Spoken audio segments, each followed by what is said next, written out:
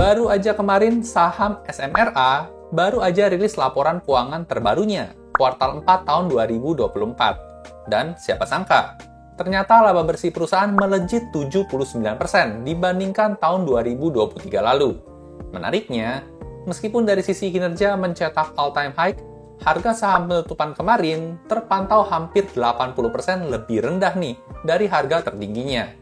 Ditambah market yang sepertinya belum sadar peningkatan kinerja SMRA, apakah ini jadi kesempatan nih sebelum Senin harganya naik? Fundamentalnya oke juga nggak sih? Yuk tonton video ini terus sampai selesai.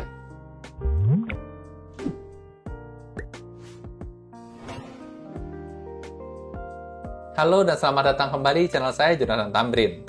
Buat yang belum kenal, saya investor saham aliran fundamental sejak tahun 2018 dan udah sering profit 40% plus sepanjang perjalanan investasi saya. Saya suka teknik fundamental ini karena bisa ngasih keleluasan waktu profit tanpa perlu matengin grafik saham setiap harinya.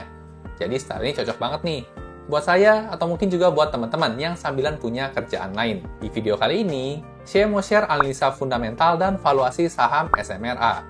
Seberapa sehat perusahaannya dan berapa sih target harga sahamnya? Yuk langsung kita lihat aja pembahasannya. Oke, buat mulai analisanya, saya akan gunakan file RDFA ya. Buat teman-teman yang belum tahu, RDFA merupakan singkatan dari Rekap Data Fundamental Emiten. File ini merupakan file Excel yang saya buat sendiri untuk memudahkan saya menganalisa saham tentunya. Berisi rekap data fundamental inti lengkap semua emiten dalam waktu tren 10 tahun terakhir. Buat teman-teman yang mungkin tertarik juga sama filenya, ada free sampelnya ya, yang bisa kalian cobain juga. Cek aja langsung di kolom deskripsi. Sekarang kita mau pakai dulu buat analisa saham SMRA. Buat mulai analisanya, kita tinggal ganti aja kode saham di sini sama kode saham yang mau kita analisa, yaitu SMRA. Setelah di enter, maka langsung muncul ya semua data fundamental inti dalam waktu tren 10 tahun terakhir. Ini sudah update yang terakhir kuartal 4 tahun 2024 dan semua angkanya sudah dalam miliar rupiah. Jadi kita gampang nih kalau kita mau compare dengan kinerja tahun-tahun sebelumnya. Oke, jadi sekarang kita langsung coba bedah cepet aja ya gimana update kondisi kinerja fundamental dan valuasinya. Masih baru banget nih, SMRA baru diupdate kemarin. Pertama-tama kita lihat dulu ya sekilas profil perusahaannya. Kode sahamnya SMRA, nama perusahaannya Sumarekon Agung Tbk. Harga sahamnya per video dibuat di tanggal 15 Maret ada di harga Rp396 per lembar sahamnya. Untuk angka kapitalisasi pasar ada di angka 6,5 triliun rupiah ya. Ini tergolong cukup besar, tapi nggak bisa dikatakan sebagai saham blue chip nih. Karena kalau saham blue chip, biasanya punya angka market cap di atas 100 triliun rupiah ya, jadi masih agak jauh. Bisa dikatakan buat SMRA ini masuk ke kategori saham second liner. Untuk sektornya sendiri masuk ke IDX Property, dan subsektornya Real Estate Development dan Management. Seperti yang kita tahu juga ya, Sumarekon Agung ini jualan properti, bisa rumah, mall, perkantoran, dan sebagainya. Buat tahun IPO-nya sendiri sejak tahun 1990 ya, udah melantai di bursa, jadi udah cukup lama juga. Oke, jadi seperti ini ya, buat sekilas profil perusahaannya si SMRA ini, sekarang kita bakal coba bedah laporan keuangannya dimulai dari yang pertama, laporan laba rugi. Di sini ada grafik yang pertama ya, yaitu grafik penjualan, sales dan revenue. Kita bisa lihat tren selama 10 tahun terakhirnya. Secara 10 tahun terakhir sebenarnya kinerja naik tipis-tipis ya, kecuali tahun 2020 ada pandemi COVID, kita bisa maklum. Tapi setelah tahun 2020, sudah bisa tembus all-time high lagi di tahun 2023 ya, dari yang 5,9 triliun menjadi 6,6 triliun buat penjualannya. Tapi ada satu hal yang menarik ya, ketika masuk tahun 2024 nih, ada peningkatan sebesar 59,54%. Dari 6,6 triliun naik jadi 10,6 triliun buat kinerja keuangan penjualannya. Padahal kalau kita lihat untuk angka CAGR-nya ya, yaitu rata-rata pertumbuhan setiap tahunnya, itu cuma di kisaran 7,3% aja. Tapi setahun terakhir bisa mencetak 59,54%. Nah, ini jadi satu hal yang menarik banget ya. Dia naiknya sangat signifikan dan otomatis nembus all-time high ya buat kinerja penjualannya. Oh iya, grafik yang biru muda ini adalah angka last quarter ya, dan karena kebetulan last quarter-nya adalah kuartal 4, jadi otomatis angkanya sama seperti tahun 2024 yang disetahunkan. Oke, sekarang kita coba lanjut ya ke pecahan selanjutnya, yaitu angka laba kotornya. Nah, angka laba kotornya juga kurang lebih mirip ya seperti grafik penjualan tadi. Ada kenaikan signifikan sebesar 62% selama setahun terakhir, dari 3,3 triliun jadi 5,4 triliun rupiah. Padahal buat CAGR-nya juga sama ya, kurang lebih di 7%-an setiap tahunnya, tapi setahun terakhir naiknya sangat signifikan sekali. Dan ini tentunya merupakan hal yang bagus ya, karena peningkatan ini pasti nanti bakal tertranslate nih sampai ke laba bersih perusahaan. Lanjut lagi, sekarang kita coba lihat untuk pecahan laba usahanya. Nah, di sini bahkan naik lebih tinggi lagi ya, mencapai 73% dibandingkan setahun sebelumnya. Dan kalau untuk angka operating profit sudah naik setinggi ini ya, otomatis net profitnya juga bakal ciamik juga. Kita lihat di bawahnya ada bagian laba bersih, dia naik 79,3% dibandingkan tahun sebelumnya. Dari yang dapat 700-an miliar ya di tahun 2023, di tahun 2024 ini berhasil membukukan 1,3 triliun rupiah. 1,5 kali lipatnya ya dibandingkan kinerja tahun 2015 nih. Udah all time high banget. Nah, ini jadi hal yang menarik banget ya. Apalagi pas laporan keuangan ini dirilis, itu harga sahamnya masih belum bergerak kemana-mana. Ya, mungkin karena memang saat ini tuh lagi dilanda banyak berita negatif ya, dari segi ekonomi global maupun lokal. Jadi mungkin banyak dari investor ini lagi pada fokusnya ke saham perbankan gitu ya. Ini ada perusahaan properti yang baru rilis laporan keuangan bagus, marketnya masih belum sadar. Mungkin seperti itu ya. Tapi tentunya kita nggak boleh asumsi dulu ya, karena ini kan baru laporan profitabilitas. Masih ada laporan lain dan juga valuasinya di belakang. Nanti kita cek semuanya. Lanjut lagi di bawah kita coba lihat dari sisi angka beban bunga ya atau keuangan. Di sini sayangnya untuk beban bunga ada peningkatan juga ya sebesar 38%, padahal CAGR-nya di kisaran 9%-an aja. Meskipun angkanya terlihat all time high ya di setahun terakhir, tapi tipis aja nih kalau kita lihat dibandingkan tahun 2020. Apalagi sekarang kondisinya sudah bukan pandemi COVID lagi ya. Menurut saya sih angka segini masih cukup oke, nggak ada masalah. Lanjut lagi sekarang kita lihat untuk tren EPS-nya atau laba per lembar saham selama 4 tahun terakhir setiap kuartalnya. Nah, kelebihan baca grafik EPS ini adalah kita bisa memprediksi pola ya, kira-kira di masa depan bakal kinerjanya kurang lebih seperti apa. Nah, ternyata buat saham SMRA hampir setiap kuartal 4 itu selalu membukukan kinerja yang tinggi ya, kecuali tahun 2023 nih. Di tahun 2021 dia kinerja tertinggi, Rp11 EPS-nya. Untuk 2022 juga di kuartal 4 nih, tertinggi di 19. Tahun 2023 agak off ya dari polanya, dan masuk tahun 2024, baik lagi nih, polanya kuartal 4 itu menunjukkan angka yang tinggi. Di sini kurang lebih sama seperti kuartal satunya. Nah, dengan pola seperti ini, kita bisa menebak ya, untuk tahun 2025 kinerjanya seperti apa sih? Kalau ngikutin pola, kemungkinan besar sih nanti di tahun 2025 ya, kuartal satunya akan lebih rendah nih angka IPS-nya dibandingkan kuartal 4 tahun 2024. Kemudian dia akan turun sampai kuartal 3, sampai nanti kuartal 4-nya dia naik lagi all time high. Kalau kita coba bandingkan selama tahunan ya, full year di sini, dari Rp46 naik signifikan nih ke Rp83 di tahun 2024. Oke, jadi sampai sejauh ini kita udah analisa lengkap laporan profitabilitasnya ya. Cukup menarik nih buat SMRA, naiknya cukup signifikan. Sekarang kita mau coba lanjut analisanya ke laporan neraca. Kira-kira sehat juga atau enggak nih? Kita masuk ke laporan neracanya.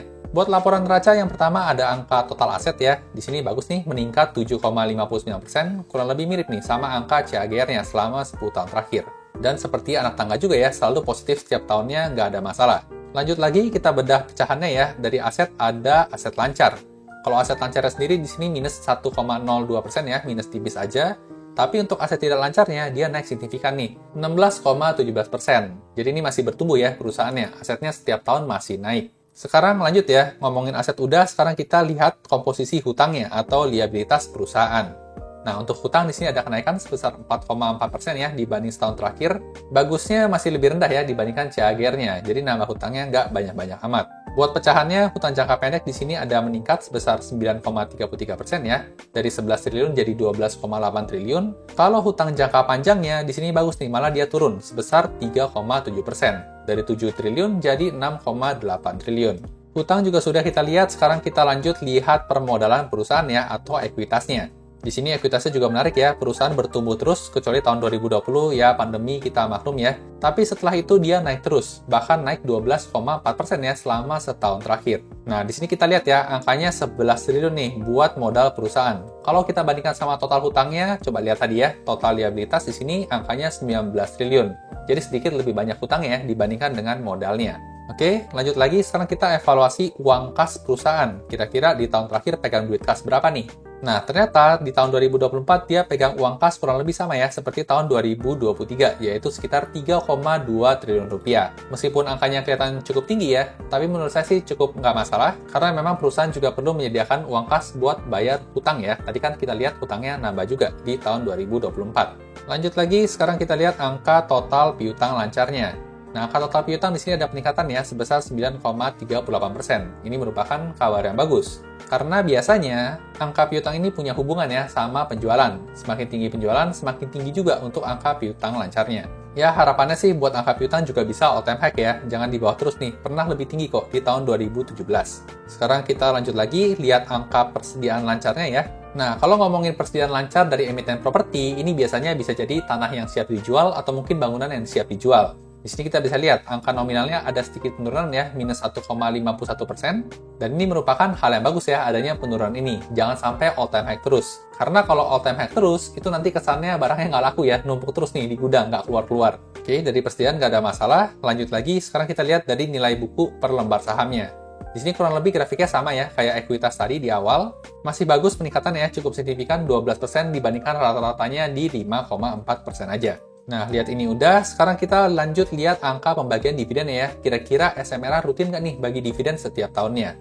Nah, ternyata SMRA nggak rutin ya bagi dividen. Pernah bolong-bolong nih, yaitu untuk tutup buku tahun 2019, tahun 2020, dan tutup tahun 2024 ya, belum bagiin dividen lagi. Jadi mungkin buat teman-teman dividen hunter nggak cocok nih ngambil saham SMRA kalau mau ngambil dividennya. Oke, jadi sampai sini kita udah bedah lengkap ya untuk kondisi neracanya ya, update yang terakhir. Sampai sejauh ini sih masih menarik ya, dari aset dan ekuitas masih terus bertumbuh meskipun nggak rutin bagi dividen. Masih ada satu laporan lagi yang perlu kita lihat nih dari laporan keuangan, yaitu laporan arus kas. Kira-kira menarik juga atau enggak si SMRA ini? Kita langsung cek aja ya. Masuk ke laporan arus kas di sebelah sini. Nah, buat laporan arus kas ada 3 komponen nih. Ada yang namanya total arus kas dari aktivitas operasi ya, CFO, cash flow from operation.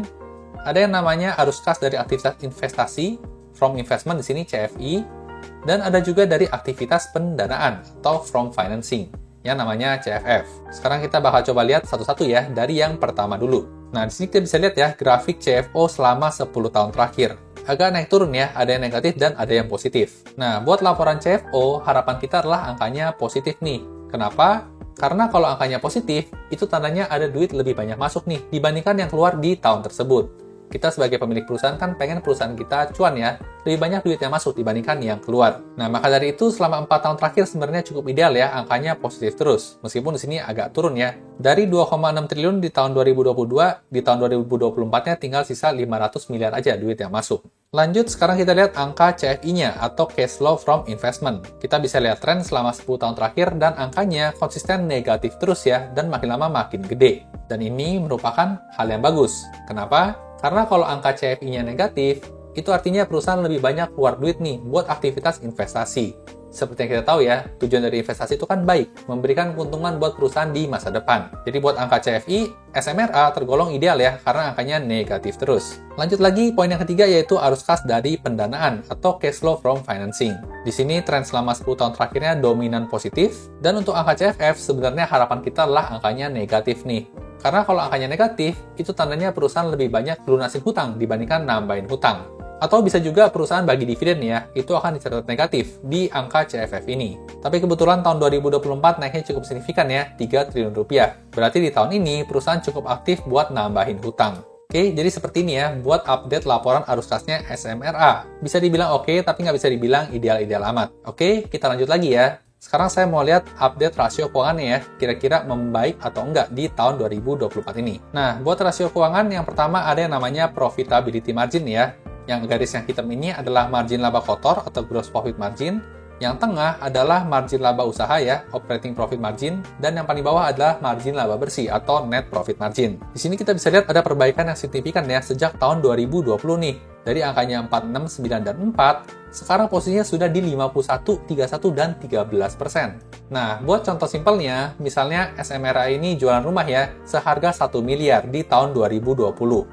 Maka, dari 1 miliar tersebut, SMRA cuma dapat laba bersih sebesar 4%-nya, yaitu 40 juta rupiah doang.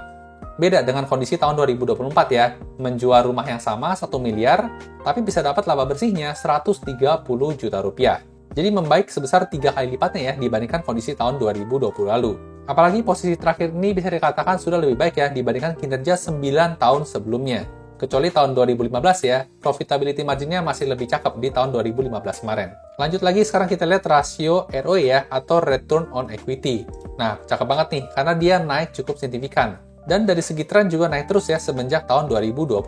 Dari 2,6, 3,7, 6,8, 7,8, dan terakhir di 12,4%. Pernah lebih tinggi lagi nih di tahun 2015 di angka 14,2%. Nah, jadi sebenarnya SMRA ini masih punya peluang ya, bisa lebih tinggi lagi karena dia toh pernah 14%. Average 10 tahunannya di 7,2% dan average 5 tahunannya di 6,7%. Jadi posisi sekarang sudah cukup jauh ya di atas rata-ratanya. Masih bagus juga buat ROE-nya. Lanjut kita lihat rasio hutangnya, yaitu rasio debt to equity ratio. Nah, kita bisa lihat selama 10 tahun terakhir posisi sekarang di 1,78. Rata-rata 10 tahunannya di 1,96. Dan 5 tahunannya di 1,91. Jadi sudah di bawah rata-rata ya, jadi cukup aman nih. Risiko buat gagal bayar atau bangkrut semakin rendah. Lanjut lagi, sekarang kita lihat rasio cash-nya ya, atau cash ratio, posisi sekarang di 0,26. Cukup oke lah, meskipun menurut saya idealnya di minimal 0,3 nih. Lanjut lagi untuk angka current rasionya ya, selama 10 tahun terakhir juga trennya menurun nih, tapi masih bagus karena masih di atas 1. Terakhir di 1,2 ya, jadi masih nggak ada masalah buat saya. Terakhir di 1,2, jadi menurut saya sih masih nggak ada masalah buat current rasionya. Lanjut lagi di bawah ada yang namanya quick ratio ya. Di sini posisinya di 0,36, menurut saya sih cukup kurang ya, karena idealnya kalau bisa mendekati 1. Tapi kabar baiknya sudah 10 tahun terakhir ini meskipun angkanya di bawah 1 ya, tapi masih bisa survive, nggak bermasalah soal hutang perhutangannya. Lanjut lagi ada yang namanya interest coverage ratio ya, atau rasio kemampuan membayar hutang berbunga. Wah, di sini bagus banget nih, trennya meningkat. Posisi terakhir sudah jauh di atas 1, yaitu di 3,17. Jadi bisa dikatakan sangat sehat ya, nggak ada masalah nih sama hutang berbunga. Rasio yang terakhir di sini ada angka dividend yield ya, kita bisa lihat tren selama 10 tahun terakhir. Ternyata, selain tidak rutin membagikan dividen, sekali yang membagikan dividen pun juga angkanya nggak banyak-banyak amat. Di sini paling tinggi cuma 1,5% ya buat yieldnya, buat tutup buku tahun 2023. Nah, jadi saham ini memang nggak cocok ya buat teman-teman yang dividend hunter. Masih lebih better deposito ataupun obligasi ya buat returnnya. Nah, oke. Jadi sampai sejauh ini kita sudah analisa lengkap nih kondisi fundamental SMRA update yang terakhir, kuartal 4 tahun 2024. Masih menarik banget ya, dari segi profitabilitas naik sangat signifikan, lalu kemudian dari rasio keuangan juga nggak jelek-jelek amat, trennya masih meningkat. Dan tentunya, yang jadi pertanyaan terakhir adalah soal harga sahamnya. Apakah harga saham sekarang tergolong undervalue ya, murah, harga wajar, atau masih overvalue atau kemahalan? Nah, buat jawab pertanyaan itu, kita perlu lihat yang namanya rasio valuasi. Ada juga nih di RDV ini, tinggal klik aja di bagian rasio valuasi. Nah, buat rasio valuasi, yang pertama ada yang namanya price to book value ya, atau rasio PBV. Ini tren selama 10 tahun terakhir, kita bisa lihat angkanya turun terus nih. Dari 3,96 di tahun 2015, sekarang posisinya di 0,59 aja. Nah, buat teman-teman yang belum familiar ya, cara baca rasio PBV umumnya kita berpegangan pada angka 1. Semakin rendah dari angka 1, semakin undervalue, semakin tinggi dari angka 1, semakin overvalue atau kemahalan. Di sini saya siapkan ada 2 strategi ya. Strategi membandingkan dengan kinerja 5 tahunannya, average, atau strategi dengan membandingkan dengan angka 1, fair-nya. Nah, lebih cocok yang mana? Karena SMRA ini merupakan saham second liner ya, menurut saya akan lebih cocok pakai rasio yang sebelah kanan ya, membandingkan dengan angka 1. Harga wajar PBV ada di angka 1, posisi sekarang di 0,59. Ini artinya, harga saham sekarang sedang terdiskon sebesar 40% dari target harga jualnya. Dan kalau angka 0,59 ini balik ya ke angka 1, dia punya potensi gain sebesar 69%, atau target harga jualnya di Rp669 yang tergolong undervalue menurut rasio PBV.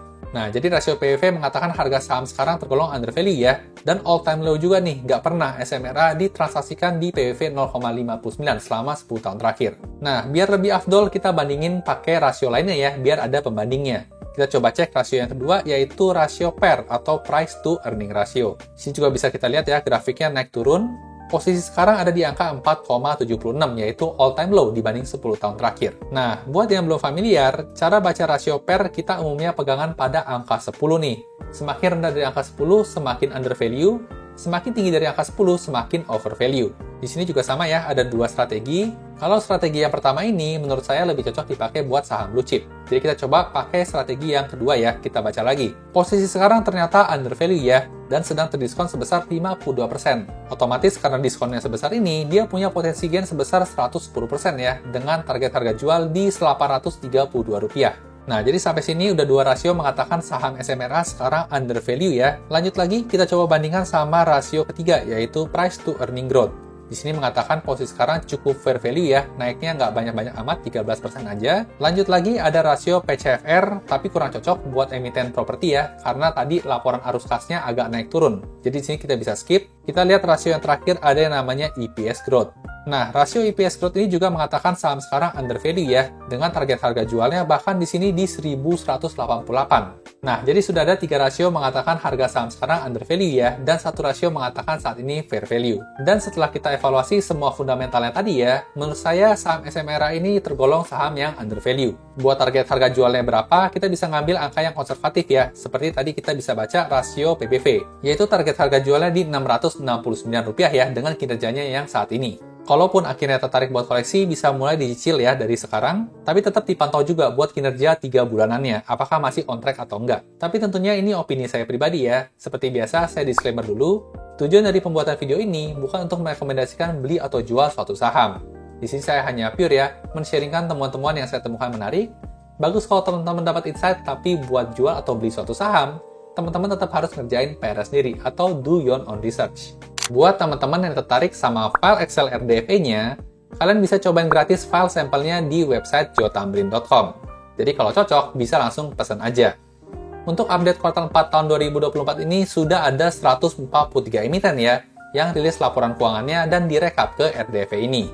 Buat teman-teman yang pesan, nantinya bakal dapat free update berkala nih, minimal 1 kali setiap minggunya sampai lengkap data 800-an plus rekap laporan keuangan emitennya. Info lebih lengkapnya lagi bisa cek kolom deskripsi di bawah ya.